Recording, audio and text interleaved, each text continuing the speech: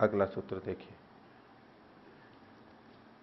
अब ये अविवेक का नाश कैसे होगा, पीछे भी संकेत किया, अभी फिर कर रहे हैं उसी तरह से। 14वां सूत्र बोलिए। प्रतिनियत कारण नाश्यत्वम अस्य ध्वांतवत्। अस्य इस भी अविवेक का प्रतिनियत कारण नश्यत्वम, एक निश्चित कारण से नाश होनापन है, एक निश्चित कारण से ये हटता है, नष्ट होता है। कैसे? ध्वांत, अंधेरे के समान। अंधेरे के नाश का एक निश्चित कारण है, उसी से वो नष्ट होता है। एक ही दवा है, अचूक दवा है बस, और कोई उपाय नहीं है, एक ही उपाय है। तो प्रकाश जैसे अंधेरे के नाश का एक ही निश्चित कारण है, ये इसी से हटेगा ये, और कोई उपाय नहीं है। दुनिया की कितनी भी वस्तुएं उपस्थित हो जाएं, अंधकार को नहीं हटा सकती, कितनी भी वस्तुएं, केवल प्रकाश ही हटा सकता है। ऐसे ही अविवेक के नाश के लिए एक निश्चित कारण है, और वो है विवेक। अविवेक का विपरीत विवेक, शुद्ध ज्ञान, वही इसको हटा सकता और कुछ नहीं हटा सकता।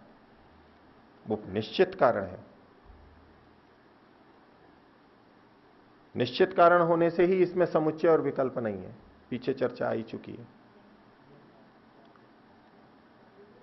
वहां भी वही नियत कारण का, चूंकि नियत कारण है इसलिए कोई समुच्चय और विकल्प ही नहीं है इसमें, यही बात है। प्रतिनियत कारण नश्यत्वम अस्य ध्वांतवत्। और ये जो है कैसे निश्चय करते हैं, तो उसके लिए अगली प्रक्रिया बताई। 15वां सूत्र बोलिए। अत्रापि प्रतिनियमो अन्वय व्यतिरेकात्। अत्रापि ये जो विवेक इसका नाशक कारण है, इसमें भी प्रतिनियम है, निश्चित नियम है। कैसे? अन्वय और व्यतिरेक से। अन्वय व्यतिरेक एक ही शैली है जांचने के लिए, दर्शनों में प्रयोग में खूब आती है, व्याकरण में भी आती है। कारण कार्य संबंध से जहां भी हम देखते हैं अन्वय व्यतिरेक, दर्शन टिका हुआ है इस पे। और व्याकरण, पाणिनि का व्याकरण भी इसी पे टिका हुआ है, अन्वय व्यतिरेक से। और आधुनिक विज्ञान भी इस पे टिका हुआ है। अन्वय का मतलब है जब विवेक होगा तो अविवेक नहीं होगा, विवेक के होने पर अविवेक नहीं होगा। और विपरीत कर दीजिए, जब विवेक नहीं होगा, विवेक का अभाव होगा तो अविवेक होगा। इसके होने पे एक स्थिति और इसके ना होने पे वही। निश्चित कारण है।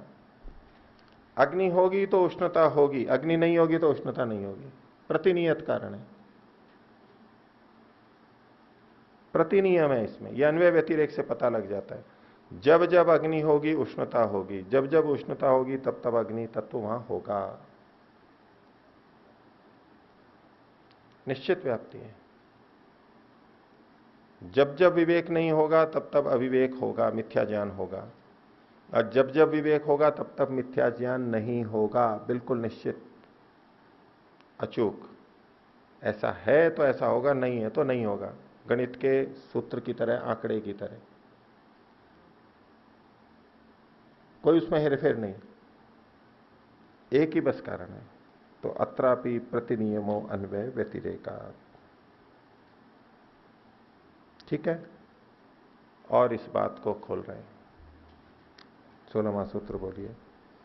प्रकारांतर असंभवात अविवेक एवं बंधः। प्रकारांतर के संभव न होने से, कि कोई और उपाय हो जिससे कि अविवेक हट जाए, विवेक के अतिरिक्त कोई और चीज हो जिससे अविवेक हट जाए,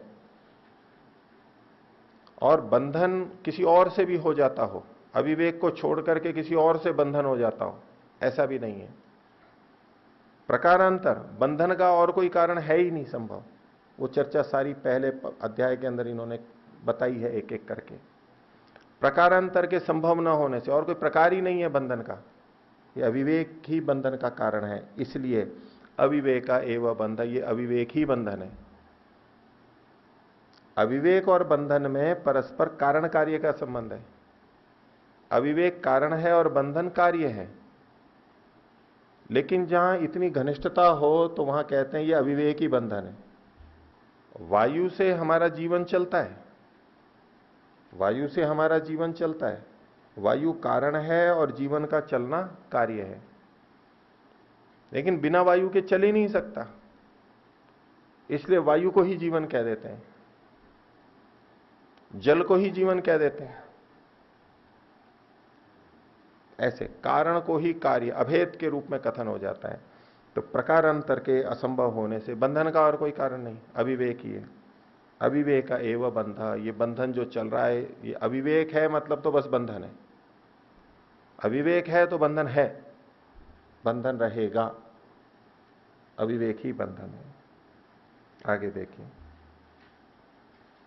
17वां सूत्र, बोलिए। न मुक्तस्य पुनः बंध योगो अपि अनावृत्ति श्रुते है। मुक्त से न पुनर्बंध योगो, जो मुक्त हो गया है उसको फिर से बंधन का योग नहीं होता है। क्या कहा? जो मुक्त हो गया है उसको फिर से बंधन नहीं होता। क्यों? बोले अनावृत्ति श्रुते है, आवृत्ति नहीं होती है फिर, अनावृत्ति दर्शनात्, अनावृत्ति दर्शनात्। मुक्त की फिर आवृत्ति नहीं होती, ऐसा शास्त्रों में कहा गया, श्रुति है।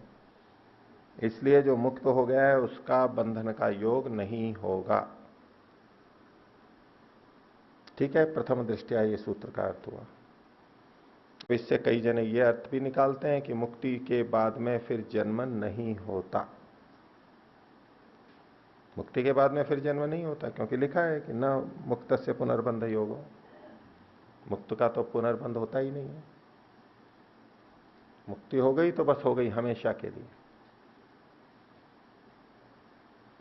लेकिन पूरे शास्त्र को और दूसरे को देखते हैं तो इदानीम इव सर्वत्र न अत्यंतोच्छेद, जैसे आज अत्यंत उच्छेद नहीं हुआ है संसार का, ऐसा कभी भी नहीं होगा। कैसे नहीं होगा?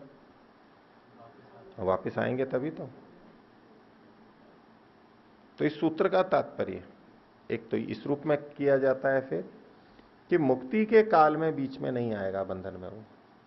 वो आत्मा मुक्ति के काल में कभी भी बीच में बंधन में नहीं आएगी। जब तक मुक्ति का काल है तब तक कोई आवृत्ति की श्रुति नहीं है। इस मानव आवर्त में ये जो 36,000 बार सृष्टि चलेगी, ब्रह्म का जो 100 वर्ष है, इस काल में वो लौट के नहीं आएगा। कई जने ये कहते हैं ना कि मुक्त आत्माएं बीच में लौट के आ जाती हैं, किस लिए? संसार के कल्याण के लिए। जैसे महर्षि दयानंद, औरों के लिए भी। ये तो महर्षि दयानंद का तो बंधन थोड़ा, वो तो मुक्तात्मा थी, करुणावशात लोगों के उद्धार के लिए मुक्ति से लौट के आई थी।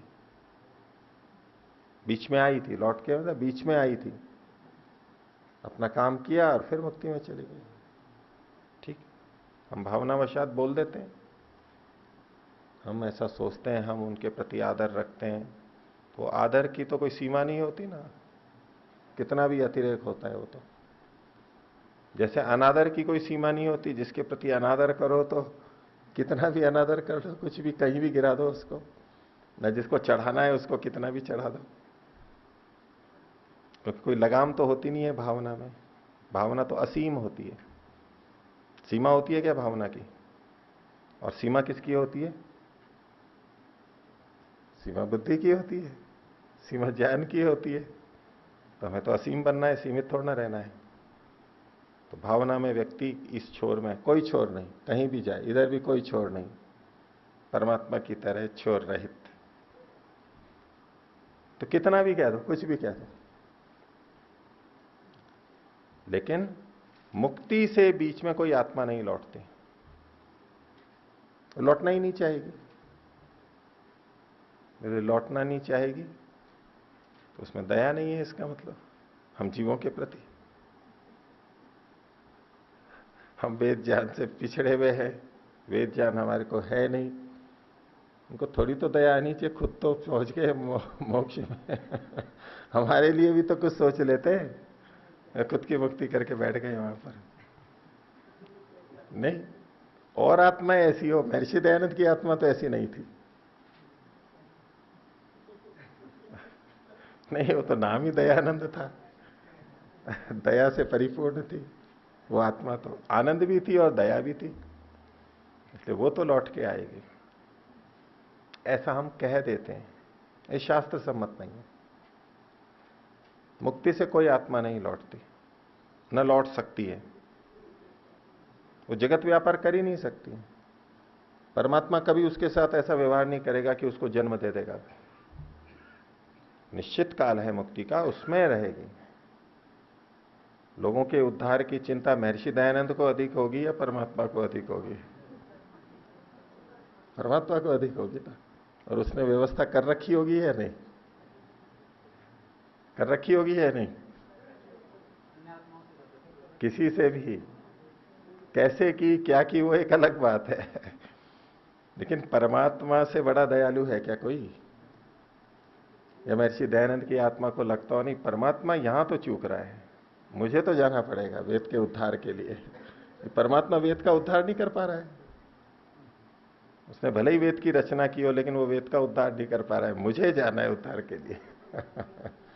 ऐसा सोचेगी महर्षि की आत्मा? जो करना है, जो होना है, जो हो सकता है परमात्मा की तरफ से, उससे अधिक कोई नहीं कर सकता। और परमात्मा ने जो करना है वो कर रखा है। ऐसी मुक्ति में बीच में आने की कोई जरूरत ही नहीं है। वेदांत दर्शन में भी एक सूत्र आता है कि मुक्त आत्माएं जगत व्यापार से वर्जित होती हैं, जगत से संबंधित कोई व्यापार नहीं कर सकते। और भक्ति में कई बार होता है, हम परमात्मा की जगह महर्षि दयानंद को पुकारने लगते हैं, हे प्रभु, हे महर्षि दयानंद आके उद्धार करो हमारा, आप जल्दी चले गए, आपको तो विषपान करवा दिया था, आप तो वेदों के ज्ञाता थे, हमारा उद्धार करो। परमात्मा तो पता नहीं कब सुनेगा, आप तो सुन लो। कोई मुक्तात्मा आके मेरा उद्धार कर देगी, परमात्मा तो है ही नहीं जैसे। वो तो सब मुक्तात्माओं की मुक्तात्मा है, सब मुक्ताओं को मुक्ति दे रहा है। अब उसको छोड़ करके हम एक आत्मा के पीछे भी पड़ जाते हैं कई बार, श्रद्धातिरेक में। जब परमात्मा है उसी से ही सारी प्रार्थना करनी चाहिए। मनुष्य भी जैसे देवता कितना भी अच्छा हो, वो ईश्वर नहीं हो सकता, मुक्तात्मा भी नहीं हो सकती, कभी नहीं हो सकती। परमात्मा की तुलना कोई मुक्तात्मा नहीं कर सकती। हम भी कभी मुक्त रहे, हम भी ने भी नहीं की, न और आगे कोई करेगा, असंभव है। तो मुक्त से न मुक्त से पुनर्बंध योगो, इसका एक तात्पर्य क्या कि जो जीव मुक्ति में है उसका बीच में बंधन नहीं होता है। अनावृत्ति की स्थिति है, बीच में लौट के कोई नहीं आता है। इदम मानवावर्तम ना वर्तता इति, इसमें लौट के नहीं आता है। और इस सूत्र का दूसरा अर्थ है कि जो जीवन मुक्त होता है, मुक्त मतलब जीवन मुक्त, अभी जो जीवन मुक्त हो गया है, अभी है शरीर में, उसका पुनर्बंध योग नहीं होता है। यानी वो फिर से इस शरीर के छूटते ही फिर जन्म नहीं लेता है, बंधन के से छूट जाता है, जन्म मरण से छूट जाता है। क्योंकि उसकी आवृत्ति नहीं है कि जैसे ही शरीर छोड़ा फिर कुछ दिनों बाद या जब भी समय है तब फिर जन्म लेगा, ऐसी उसकी आवृत्ति नहीं सुनी जाती जीवन मुक्त की। अब मुक्त का मतलब सूत्र में ले लेंगे जीवन मुक्त। मुक्त का मतलब नितांत मुक्त लेंगे तो वहां बीच में से नहीं लौट सकती, और जीवन मुक्त लेंगे तो जीवन मुक्त जब मृत्यु को प्राप्त होता है, शरीर छूटता है, उसके बाद में उसको शरीर नहीं आता। न मुक्त से पुनर्बंध योगो अभी अनावृत्ति श्रुते है। तो क्या पूछिए। आचार्य जी, नित्य मुक्ति मानने में परेशानी कहां पे है? नित्य मुक्ति, आप नित्य मुक्ति क्यों चाहते हो? एक बार में सारा नहीं, एक बार में सारा हो गया। नित्य मुक्ति के, नित्य मुक्ति कौन चाहता है? एक दिन नौकरी पे गए, वो तो बात ठीक है, पर नहीं वो बात ठीक है, तो ये नहीं, पर जब मैं ये पूछ रहा हूं ऐसा कौन व्यक्ति चाहता है? कि एक दिन नौकरी पे गए और पूरे जीवन का वेतन घर पे आ जाए बस। ऐसी व्यवस्था हो तो सारे ही चाहेंगे आचार्य जी, वो व्यवस्था नहीं है इसलिए कोई चाहता नहीं है ऐसा। नहीं, चाह तो सकता है ना कोई। चाह सकता है अगर व्यवस्था की कौन जाए। चाहता है? हम्म, कौन चाहेगा ये? जो थोड़ा सा पुरुषार्थ करने से बचता हो। थोड़ा सा है।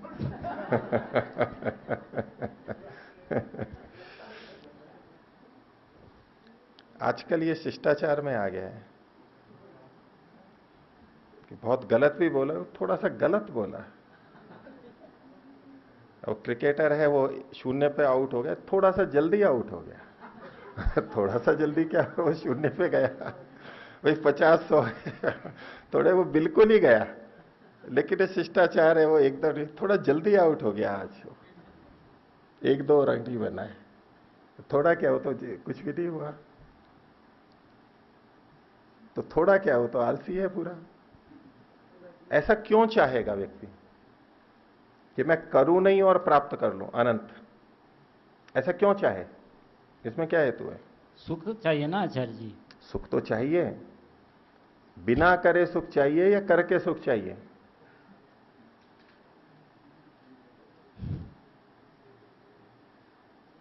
करके ही चाहिए। करके चाहिए।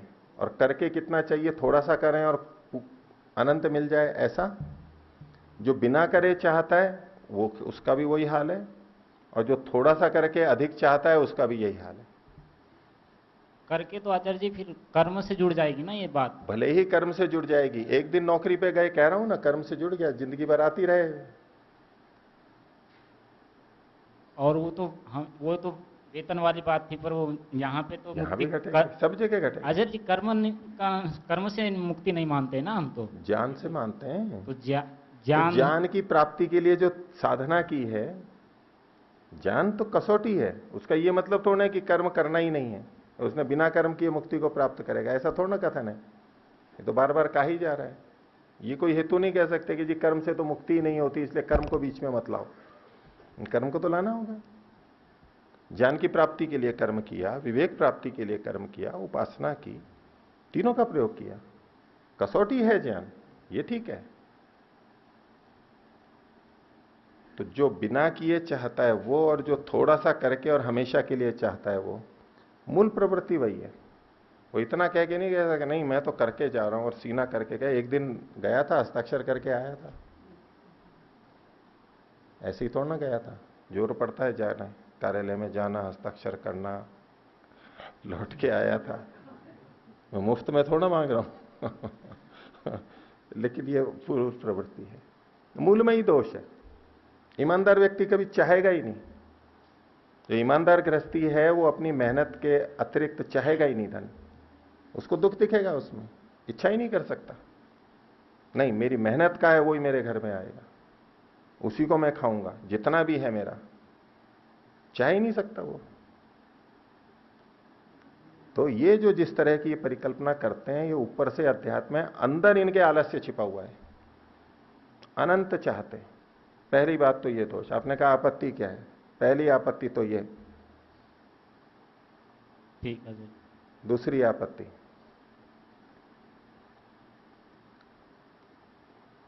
ये सृष्टि फिर कैसे चलेगी? उसमें तो एक समाधान ये देते हैं कि अत्यंत उच्छेद नहीं होगा। जो कल आप बोल रहे थे, अनंत हैं सारे जीव, तो अनंत में से गए अनंत बचेंगे, फिर अनंत। अनंत मैंने नहीं कहा जीवों को, कभी नहीं कहा। जीव तो अनंत ही है ना आचार्य जी? नहीं नहीं नहीं, हमारी दृष्टि से अनंत हम कह सकते हैं, ईश्वर की दृष्टि में बिल्कुल निश्चिंत है, निश्चित है। जैसे कि मैं बोल रहा था कि पृथ्वी पे कितने बालू के कण हैं, कितने परमाणु हैं, हम गिन नहीं सकते, असंख्य। लेकिन फिर भी मैं कहता अगर उसको घात लगा करके लगा दें, 10 की घात इतना या इतना, तो उसमें संख्या निश्चित बनाई जा सकती है। परमात्मा की दृष्टि से पूरे निश्चित परमाणु है, पूरे निश्चित अणु है, निश्चित बालू के कण है पृथ्वी पे। कितने पत्ते हैं, हम पत्ते ही नहीं गिन सकते। हम मनुष्यों की संख्या ही निश्चित नहीं गिन सकते। कोई बता सकता है इस समय पृथ्वी पे कितने मनुष्य हैं? नहीं। वो गणना जो होती है वो एक परिकल्पना में चलती है, जनगणनाएं होती हैं, मर रहा है, जी रहा है, हर समय ही थोड़ा ना सारा जुड़ता जा रहा है। कितने मर जाते हैं कोई पता ही नहीं है उसका, कितने जी जाते हैं पता ही नहीं है उनका। फिर भी कहते हैं कि ये इतने वहां बच्चा था, लगाते हैं ना कि ये बच्चा इस दिन इस समय जो बच्चा होगा एक चिकित्सा में, ये बच्चा इतने वहां था, ये कथन करते हैं ना। ये कोई वास्तविक तथ्यात्मक कथन थोड़ा ना होता है। ये 7 अरबवां बच्चा था, अभी तो 7 अरब से ज्यादा चल रहा है ना, 8 जी अरबवां होगा तब कहेंगे ये बच्चा 8 अरबवां है। कैसे निर्धारित किया? एक अंदाजे से, नाप नहीं सकते हम, मनुष्यों को ही नहीं गिन सकते, बात छोड़ दी, पत्तों को नहीं गिन सकते, पेड़ों को नहीं गिन सकते कि इस समय में पृथ्वी पर कितने पेड़ हैं, कितने कट रहे हैं और कितने उग रहे हैं, पता ही नहीं है। तो जीवात्माएं भी हमारी दृष्टि से असंख्य हैं, परमात्मा की दृष्टि से निश्चित है। और जो चीज नित्य है, ध्यान देना, आत्मा को नित्य मानते हैं ना, जी वो कभी भी अनंत नहीं हो सकती है। जो चीज नित्य है वो कभी भी अनंत नहीं हो सकती है। नित्य है मतलब जिसकी ना तो उत्पत्ति हुई और ना नाश होगा, तो जितनी है उतनी तो रहेंगी, जी नई उत्पत्ति हो नहीं सकती है, नाश भी नहीं होता है, उनकी संख्या निश्चित ही होगी। हाँ, जो उत्पन्न होते हैं नष्ट होते हैं उनकी संख्याओं में भेद कर सकते हैं कि भाई बहुत हो गया, चलो बहुत उत्पन्न हो गए, अधिक होते जा रहे हैं होते जा रहे हैं और पता ही नहीं कितने हो रहे हैं। लेकिन जो नित्य हैं वो निश्चित ही होंगे, क्योंकि ना एक घट सकता है ना एक बढ़ सकता है। तो यदि मुक्ति में ही सब जा रहे हैं और मुक्ति से लौट नहीं रहे हैं, तो इदानीमेव सर्वत्र न अत्यंतोच्छेदः, ये सृष्टि समाप्त हो जानी चाहिए थी अब तक तो। भले ही कितने भी हैं जीव, लेकिन अनादिकाल से चूंकि चल रही है इसलिए अब तक तो समाप्त हो जानी चाहिए। समुद्र से यदि एक वर्ष में एक बूंद भी निकल रही हो, रिस रही हो, एक समुद्र का घड़ा मान लें, उसमें एक एक बूंद रिस रही है, एक साल में एक बूंद, 100 साल में एक बूंद, पूरी सृष्टि में एक बूंद रिस रही है, तो भी अब तक सूख जानी चाहिए सारी, क्योंकि सृष्टि कब से चल रही है, उसकी अनादिता को देखो उसमें। तो अब तक तो ये हो ही नहीं सकते, बच ही नहीं सकते थे, क्योंकि अनादि तो मान ही रहे हैं। और यदि शादी मानते हैं कि भाई इतने वर्षों पहले हुई थी और संख्या बहुत है और अभी तक नहीं हुई है, अभी तक सब मुक्ति में नहीं गए, तो वो प्रारंभ नहीं बता सकते प्रारंभ कब से हुआ और क्यों तभी प्रारंभ हुआ। अनादि तो मानना ही पड़ेगा, जैसे कि वासना को अनादि माना, अविवेक को, ऐसे सृष्टि को भी अनादि तो मानना ही पड़ेगा, कोई उपाय नहीं है। और अनादि है तो अब तक तो सारी मुक्ति में जा चुके होने चाहिए, एक भी नहीं बचता अभी। लेकिन आज भी इतने जीव, इस पृथ्वी पर ही इतने जीव हैं, अन्य लोक लोकांतरों की कल्पना करें। इसलिए कहा इदानीम एवं न अत्यंत सर्वत्र न अत्यंतोच्छेद, अत्यंत उच्छेद नहीं होगा, बीच बीच में होता रहेगा, बद्ध भी होंगे मुक्त भी होंगे, बद्ध भी होंगे मुक्त भी होंगे। तो अगर मुक्ति में जाके लौट के नहीं आते हैं तो फिर ये सृष्टि नहीं चल सकती। दूसरी आपत्ति,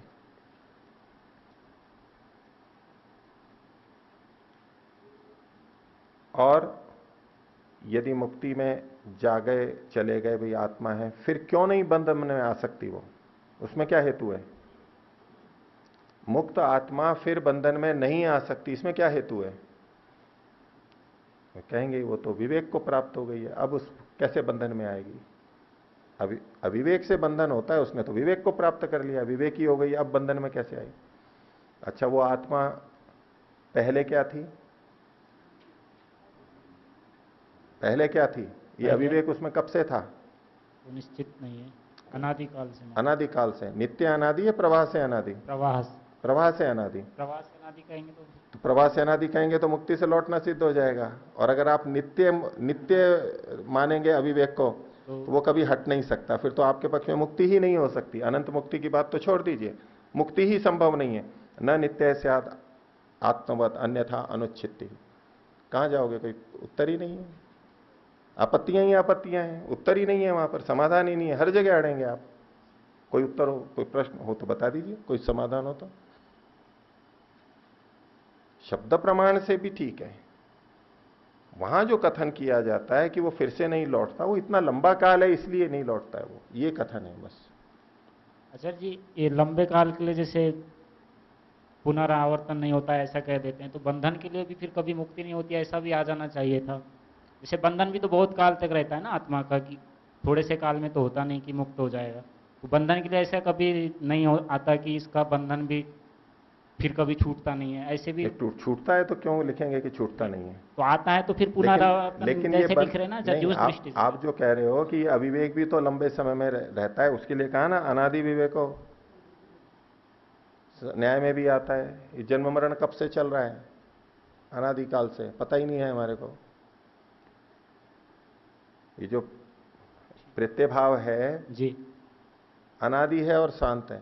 वो अनादिता इस बात को बता रहे हैं, पता ही नहीं कब से चल रहा है, कितना चल रहा है, इस रूप में अनादिता है, तो लंबे काल तक तो है, इसका तो संकेत आ ही रहा है ना। तो न मुक्त से पुनर्बंध योगो, जो जीवन मुक्त है उसको फिर बंधन नहीं आता, यानी मृत्यु के बाद में शरीर नहीं मिलता, वो तो मुक्ति में चला जाता है, उसकी आवृत्ति नहीं होती। आवृत्ति तो अभी हमारी हो रही है, बंधन, जन्म, मरण, फिर जन्म, ये है आवृत्ति। ये जो आवृत्ति लगातार है, ये आवृत्ति उसकी नहीं होती है, छूट जाता है। तो मुक्त मतलब जीवन मुक्त, एक तात्पर्य। दूसरा, मुक्त का मतलब नितांत मुक्त लेते हैं तो वो बीच में लौट करके नहीं आता है। ठीक है, धन्यवाद आचार्य। बोलिए।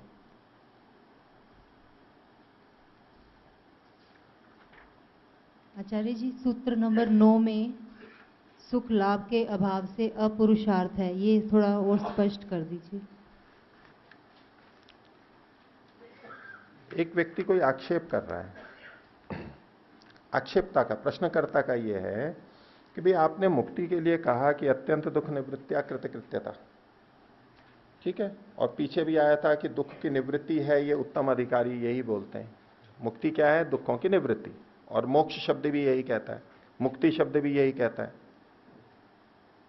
ठीक है, छूटने को, छूटना किससे? दुखों से। तो ऐसे कहोगे आप तो सुख का लाभ ही नहीं होगा, वहां पर कोई सुख तो प्राप्ति होगी, मिलेगा तो कुछ है नहीं, बस केवल दुख हट जाएंगे। तो अपुरुषार्थता है इसलिए क्योंकि पुरुष आत्मा क्या चाहता है? वो दुख की निवृत्ति भी चाहता है और सुख की प्राप्ति भी चाहता है। क्या है हमारी इच्छा? चेतन की हमारी क्या इच्छा है? पुरुष की, आत्मा की, जीवात्मा की क्या इच्छा है? दुख की निवृत्ति भी चाहते हैं और हम सुख भी चाहते हैं। नहीं, ये प्रत्यात्म वेदनी है, हम सब अनुभव करते हैं इसका। कोई ऐसा है जो सुख नहीं चाहता हो? दुख से निवृत्ति भी हमारा स्वभाव है और सुख की प्राप्ति भी करने का हमारी इच्छा स्वभाव है। तो यदि आप मुक्ति को केवल दुखों से निवृत्त होना ही कहोगे तो ये तो पुरुषार्थता कहां हुई? आधी पुरुषार्थता हुई, पूरी कहां हुई? एक चीज तो आ गई, ठीक है, दुख की निवृत्ति हो गई, सुख की भी तो इच्छा थी, वो कहां मिला? तो अपुरुषार्थता आएगा आधे उसमें। जैसे अर्ध सत्य होता है एक सिक्का, आधा सत्य आधा झूठा, भाई ठीक है, आधा पुरुषार्थ हुआ तो पूरा पुरुषार्थ कहां हुआ? पूरी प्रयोजन कहां सिद्ध हुआ? तो इस दृष्टि से ये आक्षेप किया था, तो इसलिए उन्होंने कहा कि नहीं, ऐसा नहीं है, द्वैविध्य है वहां पर, तो दुख की निवृत्ति भी है और सुख की प्राप्ति भी है, ब्रह्मानंद की प्राप्ति भी है और दुख की निवृत्ति भी है, दोनों है, और दोनों ही हम चाहते हैं, इसलिए मुक्ति पुरुषार्थता है, अंतिम लक्ष्य वही है। हो गया? बोलिए। आचार्य जी, ये जो न मुक्त से शब्द, इससे कुछ भ्रम हो रहा है। यहाँ अगर न जीवन मुक्त से हो जाता तो ये स्पष्ट हो जाता कि यही उनका आशय है कहने का। हो जाता, फिर हम तो दिमाग कैसे लगाते हैं? दो प्रकार के अर्थ निकले ना, जैसे हम कि दिमाग कैसे शंकराचार्य लगाते हैं? प्रसंग से कैसे अर्थ लेना होता है, ठीक ठीक, उसके लिए है। जीवन मुक्त को भी मुक्त शब्द से कहा जाता है, ये तो मुक्त पुरुष है, किया जाता है, बोला जाता है, दोनों तरह भाषा में प्रयोग होता है। जो अभी महाविद्यालय में पढ़ रहा है, अभियांत्रिकी, इंजीनियरिंग कर रहा है, या चिकित्सा महाविद्यालय में चिकित्सक का पढ़ाई कर रहा है, उसको भी इंजीनियर और डॉक्टर बोल देते हैं, नहीं कहना शुरू कर देते हैं घर पे? क्यों? होता है भाषा का प्रयोग, ठीक है। आपको योगी बोल सकते हैं नहीं? बताइए, अब शर्म आएगी योगी कहते हुए। बोले योगी कहते हैं तो अहंकार हो जाएगा, बोले अपने को योगी समझता है। पता नहीं अपने को क्या समझते योगी। तो योगी का मतलब ठीक है समाधि लग जाए वही थोड़ा जो योगाभ्यास कर रहा है वो भी तो योगी है। तो योगी का मतलब तो प्रारंभ वाला भी होता है, शुरुआत हो गया वो भी। तो जीवन मुक्त को भी मुक्त कहा जाता है। जैसे ये शंकराचार्य वाले जो पौराणिक भाई हैं ये तो कहते हैं ना मुक्ति के बाद वापिस नहीं आता, ऐसा अर्थ निकालते हैं ना, इसलिए इस तो भ्रम को निकालते दूर हैं, आप भी निकाल सकते हैं, वही क्यों, रोक थोड़ा है। इच्छा है हमारी, अगर हम वो निकालना चाहें तो निकाल सकते हैं, लेकिन प्रसंग, सारी परिस्थिति, तर्क, युक्ति देख करके वो अर्थ नहीं निकल सकता। भाषा के प्रयोग हैं, भाषा के प्रयोग में आप दूसरा अर्थ कुछ भी निकाल सकते हैं। कहें कि इसकी वाणी बड़ी मधुर है अब क्या कहेंगे मधुर मतलब? मधुर मतलब शहद की तरह, वेद में भी कहा वाचा वदामि मधुवत, मधुमन में निक्रमणम मधुमन में परायणम, स्वामी जी बोल रहे थे उस दिन, मधु के समान। तो जैसी शहद है ऐसा ही वेद कह रहा है। अब आज की दुनिया में कोई मीठा बोलने वाला ही नहीं है जिसकी वाणी में शहद घुला हुआ हो। कलयुग का प्रभाव है ना उस समय हुआ करते थे लोग, उनको जंगल में शहद लेने नहीं जाना पड़ता था उनको यहीं से मिल जाता था। वो तो सतयुग में हुआ करता था। लेकिन ऐसा अर्थ क्यों? ये भाषा का प्रयोग है, ये भाषा में ऐसे प्रयोग होते हैं, ऐसे यहां भी होता है। आगे देखिए 18वां सूत्र बोलिए, अपुरुषार्थत्वम अन्यथा। ये अन्यथा को हमें पिछले सूत्र से जोड़ना है। अगर ऐसा नहीं हो तो, कैसा नहीं हो, यानी पिछले सूत्र में कहा था कि आवृत्ति नहीं देखी जाती, अनावृत्ति सुनी जाती है। अगर आवृत्ति हो जाए तो, अन्यथा मतलब उसे विपरीत हमें लेना है। तो पिछले सूत्र में था न मुक्त से पुनर्बंध योग हो, फिर बंध का योग नहीं होता, अनावृत्ति श्रुत है, पुनर्बंध योग नहीं होता।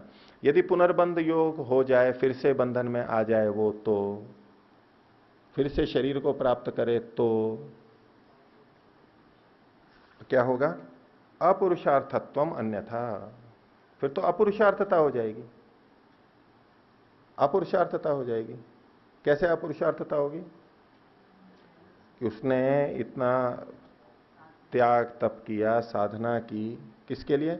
मुक्ति प्राप्ति के लिए, और उसको फिर से शरीर मिल गया, मुक्ति में नहीं गया, उसको शरीर मिल गया फिर से, तो अपुरुषार्थता हुई ना। जिस उद्देश्य से वो कर रहा था वो फल ही नहीं मिला उसको, तो उसकी मेहनत पुरुषार्थ व्यर्थ हो गया, अपुरुषार्थता होगी। ये कब होगा? जब तत्काल बाद में जन्म अगर होता रहे तो। ये जीवन मुक्त के संदर्भ में पुष्टि के देने वाली बात है, ये अपुरुषार्थता हो जाएगी। अगर बीच में लौट करके आ रहा है उसको कोई अपुरुषार्थता कहे कि नहीं मुक्ति तो नित्य होनी चाहिए, अगर इतने काल के बाद में लौट आए तो अपुरुषार्थता। क्यों अपुरुषार्थता होगी? इतने काल तो रहा मुक्ति में, कुछ तो फल मिल ही चुका है उसको, अपुरुषार्थता क्यों है? यह अपुरुषार्थता तब होगी जब वो मुक्ति में जाएगा ही नहीं, कोई फल ही नहीं मिला उसको मुक्ति का। तो जीवन मुक्त भी यदि बाद में जन्म ले तो ये अपुरुषार्थता होगी। अपुरुषार्थत्वम अन्यथा, नहीं तो अपुरुषार्थता आएगी। हो गया? अब इसी विषय में और आगे कह रहे हैं 19वां सूत्र बोलिए, अविशेषापत्ति उभयो हो। नहीं, फिर तो दोनों में अविशेष की प्राप्ति हो जाएगी। दोनों कौन? बद्ध आत्मा यानी अविवेकी आत्मा और जीवन मुक्त आत्मा। फिर दोनों में अंतर क्या हुआ? अविशेषापत्ति उभयो हो, दोनों में अविशेष की आपत्ति आ जाएगी। एक जीवन मुक्त हो गया है और एक अविवेकी बद्ध है, दोनों का ही यदि उसके बाद में जन्म होता रहेगा तो फिर तो अविशेषता, कोई भेद ही नहीं हुआ। ये कुछ किया है, कुछ साधना की है तो अंतर तो आना चाहिए, तो गुड़ गोबर बराबर हो गया, भेद ही नहीं रहा, फिर तो ये आपत्ति आएगी। इसलिए जो जीवन मुक्त है उसकी आवृत्ति नहीं होती, वो फिर से जन्म नहीं लेता, वो मुक्ति में चला जाता है। अविवेकी है वो फिर से जन्म लेगा। अविशेषापत्ति उभयो हो। ठीक है, अगला सूत्र देखिए 20वां। बोलिए, मुक्ति ही अंतराय ध्वस्ते है न परः। मुक्ति क्या है? एक ढंग से व्याख्या की जा रही है कि मुक्ति क्या है? अंतराय ध्वस्तेर न परः। अंतराय कहते हैं बाधाओं को, जैसे योग के अंतराय बताए, व्याधि स्त्यान आदि 9 अंतराय बताए, बाधक तत्व।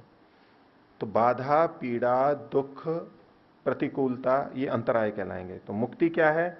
अंतराय के ध्वस्त होना। ध्वस्त मतलब नष्ट होना। जैसे किला ध्वस्त हो जाता है, अंतराय ध्वस्तेर न परः। बाधाओं के ध्वस्त होने से ऊपर की कोई चीज नहीं है मुक्ति, इससे और कुछ अतिरिक्त नहीं है, बस अंतरायों का ध्वस्त होना यही मुक्ति है। ये फिर उसी तरह की बात है कि दुख की निवृत्ति होना, बस यही मुक्ति है। इसमें सुख का निषेध नहीं कर रहे, वो पीछे बता ही चुके हैं सूत्र।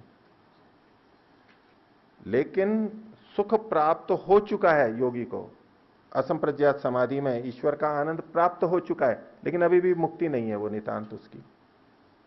अब मुक्ति नितांत कब होगी? जब अंतरायों का ध्वस्त, ध्वंसन पूरा हो जाएगा, अंतराय पूरे के नष्ट हो जाएंगे।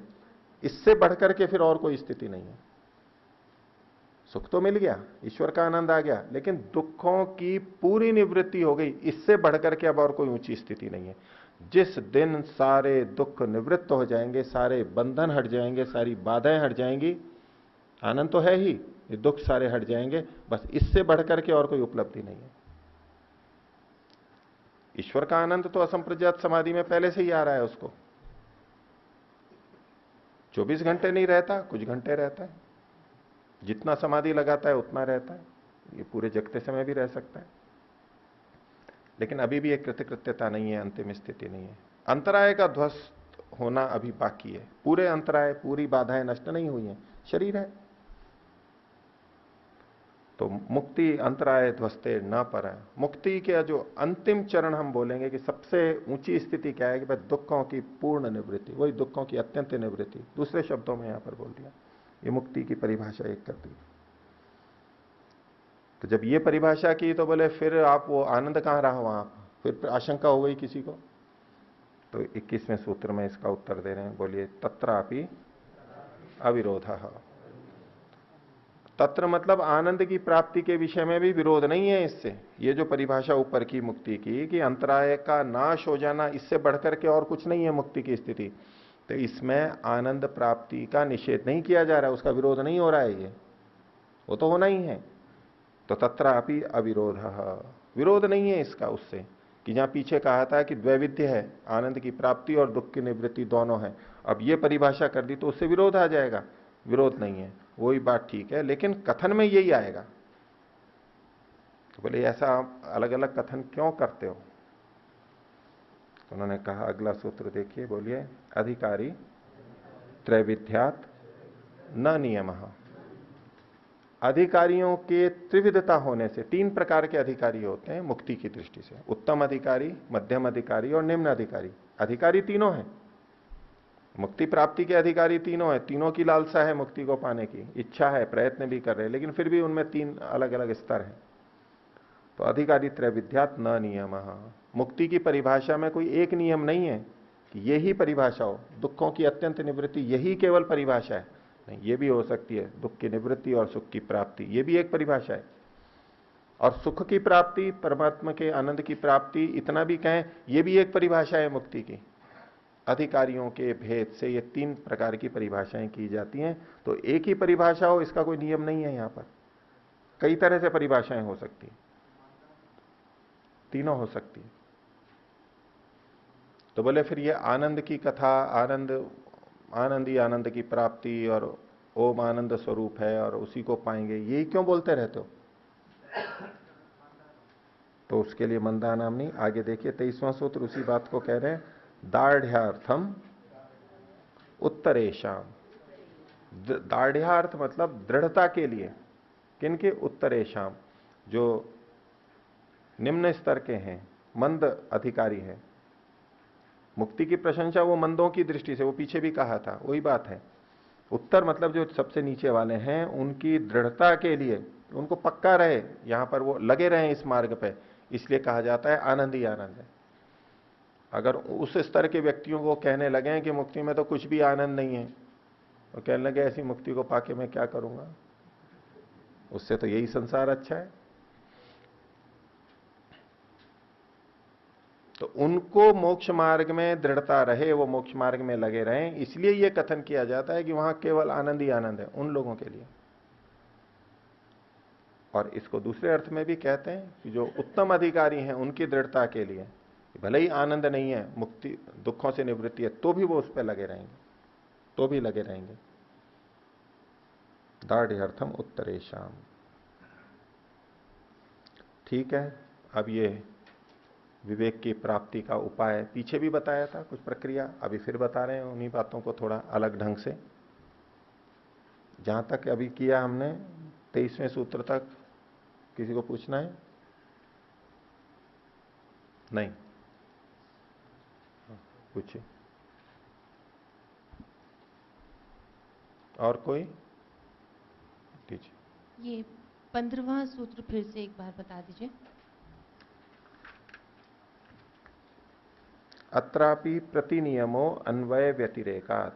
अत्रापि यानी इस विवेक की प्राप्ति में भी, विवेक की प्राप्ति मतलब जो अविवेक का प्रतिनियत कारण है, प्रतिनियत कारण है नाश का, पिछले सूत्र में जो था, तो ये विवेक में भी प्रतिनियम होता है, निश्चित नियम होता है। प्रति हर निश्चित एक प्रति मतलब व्यक्ति के प्रति नियम होता है, अन्वय और व्यतिरेक होने से। अन्वय व्यतिरेक की प्रक्रिया है, ये नहीं स्पष्ट हुआ। अन्वय व्यतिरेक जिसके होने से जो हो, जिसके ना होने से ना हो। एक कारण कार्य में जब हम संबंध लगाते हैं कि खेती है, अच्छी लहलहा रही है, हरी भरी है, हम कहेंगे कि पानी होगा तो ये हरा भरा होगा, पानी नहीं होगा तो ये हरा भरा नहीं होगा।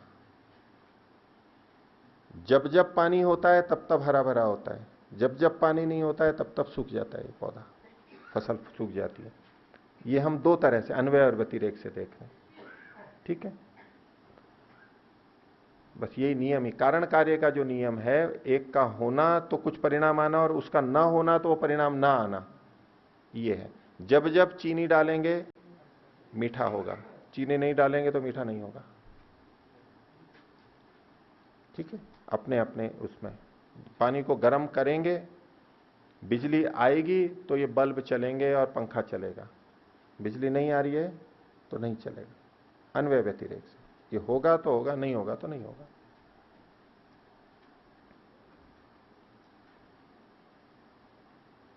अगर प्रतिकूलता पैदा हुई है तो क्रोध आएगा,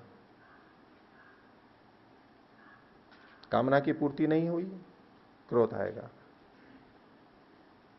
क्रोध आया है तो किसी न किसी कामना की पूर्ति नहीं हुई है, यह निश्चित है। वहां पर क्रोध आई इसीलिए रहा, जो चाहते थे वो नहीं हुआ, वस्तु कार्य जो भी कुछ है प्रतिनियत कारण है, वो स्थिति होगी तो क्रोध आएगा। इसको क्रोध आया है तो वो होगा। हाँ बोलिए। आचार्य जी, जिस तरीके से अविवेक के कारण से लगातार मतलब उसका बंध की सीमा नहीं है, अविवेक जब तक रहेगा तब तक बंद रहेगा। तो जैसे मुक्ति है, मुक्ति में तो विवेक के कारण एक सीमा है और बंध के अंदर अविवेक के कारण से सीमा नहीं है, तो मुक्ति के अंदर जो सीमा है वो क्यों? मुक्ति में सीमा विवेक के कारण से, ऐसा आप कह रहे हैं? आपसे पूछना। ऐसा नहीं है, विवेक के कारण से सीमा है ऐसा नहीं है कि वहां विवेक है इसलिए तो सीमा है। तो इनका कहना है कि फिर अविवेक है तो उसमें भी तो सीमा होनी चाहिए, वो असीम क्यों है? जी, अविवेक में भी सीमा है, नष्ट होता है, वो निश्चित समय नहीं है। ये हमारे पुरुषार्थ पर निर्भर करता है, प्रयत्न पे, यानी हम कितना क्या करते हैं। जो जैसा करेगा वैसा उतना समय लगेगा उसको, कम या अधिक, लेकिन जो फल मिल रहा है, मुक्ति का जो काल है, वो एक निश्चित ज्ञान का फल है, एक शुद्ध ज्ञान का फल है। तो वो सबके समान है, तो वो समान ही रहेगा। वो ईश्वर की व्यवस्था है, इसलिए वो निश्चित है। और इधर जो हम अविवेक में फंसे हुए पड़े हैं, ये हमारी व्यवस्था या कुव्यवस्था है, अव्यवस्था है। इसमें हम नियम नहीं कर रहे हैं तो नहीं हो रहा है। यहां नियम परमात्मा का तो यहां भी काम कर रहा है कि विवेक होगा तो मुक्ति हो जाएगी, उसका तो नियम है, लेकिन हम विवेक ही नहीं ला रहे हैं तो क्या करेंगे। ठीक है, कर्म में स्वतंत्र कर रखा है, और कर्म में स्वतंत्रता है, इसलिए कोई निश्चित काल नहीं है कि इतने समय बाद में तो मुक्ति हो ही जाएगी। यार ऐसा होता तो फिर कौन पुरुषार्थ करता है, इतने दिन में तो हो ही जाएगा। फिर उसके अंदर जी उसकी जो 36,000 वर्ष और लगातार सृष्टि प्रलय काल है, लंबा मतलब इतनी जो पूरी ही सीमा है, वो निश्चित मतलब परमात्मा ने निश्चित की है। परमात्मा ने कर रखी है जी। वही नियंता है मुक्ति का, तो पहले से खड़ा कीजिए। और कोई हो तो खड़ा कीजिए, बोलिए। ओम। अच्छा जी, एक बार 12वें सूत्र का जो अनादि शब्द के 2 प्रकार की व्याख्या की आपने, दोषद्वय प्रसक्ते हैं, उसमें जो 2 दोष दर्शाए हैं, एक बार बताएं। अलग अलग व्याख्याएं हैं उसकी, कैसे कैसे दोष होते हैं। यदि अनादि नहीं मानेंगे तो ये दोष बता रहे हैं जी। ठीक है, सादी मानते हैं जी जी। अर्थात उससे पहले कभी भी अविवेक नहीं था, पहली बार अविवेक आया है। उसमें पहला दोष ये होगा कि अब क्यों आया ये, अब तक क्यों नहीं आया था वो, अभी ही क्यों आया, ये प्रश्न रहेगा। ये एक दोष है, ये अनुत्तरित प्रश्न है। दूसरा दोष कि अगर ये अविवेक आया है, सादी है, तो इस अविवेक का कोई कारण होगा, वो कब से है, फिर उसका भी कोई कारण होगा, वो कब से है, अनवस्था दोष। अनवस्था दोष आएगा।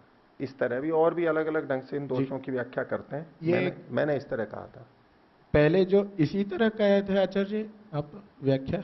हाँ, वो कहां से आया, कब से शुरू हुआ वो। एक तो ये सादी मानकर, सादी मानने में ये दोनों दोष देखने हैं कि यदि सादी मानेंगे तो ये बताइए ये कब से शुरू हुआ, जी बता सकते हैं? नहीं बता सकते। नहीं बता सकते। कब से हुआ, और कब से हुआ तो अभी से क्यों हुआ। जी। अगर कोई कहे कि यहां हुआ तो यहीं क्यों हुआ, पहली बात तो ये नहीं बता सकते कि कब से हुआ। जो सादी मानेंगे कुछ नहीं बता सकते, और वो कहेगा कि यहां से हुआ। भाई कैसे मान लें आपकी बात कि यहां से हुआ है? जी। 100 साल पहले, 50 साल पहले, 1 करोड़ अरब, कब, आधार क्या है उसका? पहली बात तो वो बता ही नहीं सकता, और बोलेगा तो बिना आधार के वैसे ही कल्पना में कुछ भी बोल देगा, ये दोष है। और अब अभ्युपगम से मान भी लिया कि इस समय शुरू हुआ उसके कथनानुसार, तो उसी समय क्यों हुआ, पहले क्यों नहीं हो गया था, और उसके बाद में क्यों नहीं हो गया था, उसी समय क्यों हुआ, कोई उत्तर नहीं। ठीक है हो। जी पूज्याचार्य जी, क्या हम सभी जीव आत्माएं कभी मुक्ति में चली जाएंगी जी? परमात्मा की कृपा होगी जी? हाँ, हमारा पुरुषार्थ होगा और परमात्मा की कृपा होगी तो चले जाएंगे। केवल परमात्मा की कृपा नहीं, परमात्मा की कृपा यूं ही नहीं हो जाती, वो न्यायकारी है, इसलिए यथा योग्य व्यवहार ही करता है, तो मुक्ति में सब जाएंगे। धन्यवाद जी। आगे देखिए,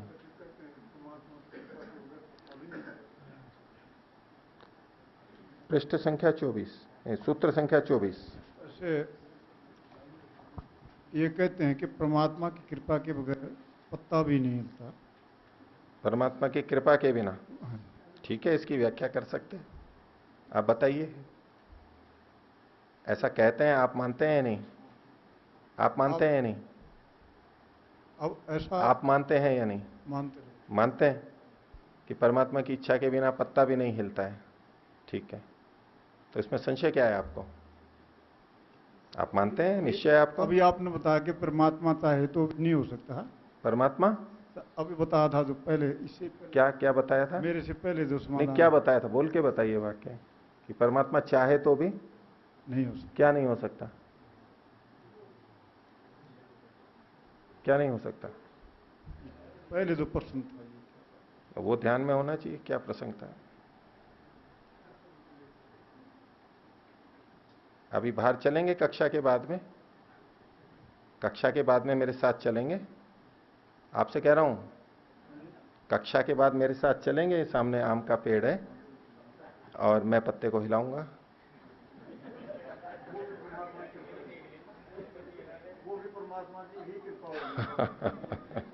अच्छा ठीक है, इसमें कोई प्रमाण हो तो बताइए। उसमें भी कोई प्रमाण हो तो। जंगल काट रहे हैं ना लोग बाग आजकल, वो भी परमात्मा की कृपा है और इतनी चोरियां हो रही हैं, ये भी परमात्मा की कृपा है।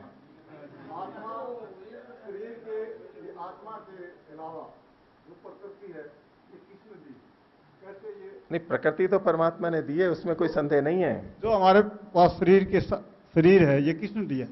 ये परमात्मा ने दिया, परमात्मा ने दिया है। इसी से काम होता है, इसी से होता तो है, उसी की कृपा से ही सब काम होता है। उसी की कृपा से होता है। तो तो परमात्मा जिस अपनी कृपा से जिस कार्य को करा रहा है उसके लिए दंड तो नहीं देता है ना। चोर भी तो शरीर से ही कर रहा है। हाँ, शरीर से ही कर रहा है, इसलिए परमात्मा की कृपा है। परमात्मा की कृपा है। तो जो काम परमात्मा की कृपा से जब हुआ, उसको शरीर दिया है, सुनिए, जो परमात्मा की कृपा से कार्य हुआ है चोरी जारी, उसके लिए परमात्मा दंड थोड़ा ना देगा। अब जितना तो नहीं लेकिन परमात्मा की कृपा के बगैर पत्ता भी नहीं है। फिर तो आप अपनी प्रतिज्ञा को फिर से बोल रहे आत्मा के पास अपना कुछ है ही नहीं। आप अपने कथन को बोल रहे हो, जो मैं पूछ रहा हूं उसका उत्तर दीजिए। लेकिन भक्ति भाव में हम तर्क वितर्क में नहीं जाते, क्योंकि तर्क वितर्क होते ही अध्यात्म समाप्त हो जाता है। ईश्वर के प्रति जो हमारी भावना बनी थी कि बिना ईश्वर के कुछ भी नहीं हो सकता, इतना वो महान है, अब तर्क वितर्क करके उस सारी भावना को नष्ट कर दिया जाता है। इसलिए आध्यात्मिक व्यक्ति भावना से जो ईश्वर को बनाता है वो तर्कों से डरता है, युक्ति से डरता है, और वो उत्तर भी नहीं दे सकता। जैसे कि गर्म चीज में हम हाथ नहीं डालते, ऐसे ये जो तर्क युक्तियां हैं ना, ये तो जला के रख देते हैं पूरे अध्यात्म को, इसलिए वहां जाता ही नहीं है, पूरा सुरक्षित रखता है अपने को व्यक्ति। जो होता है पूरा संसार मिलकर के भी कोई चीज का निर्माण नहीं कर सकता है कोई भी चीज का। हम तिनका भी नहीं कर सकते, माना, बस वो परमात्मा ही करता है। वो बात मानी, इसीलिए तो जो कुछ करता है वो परमात्मा ही करता है। नहीं,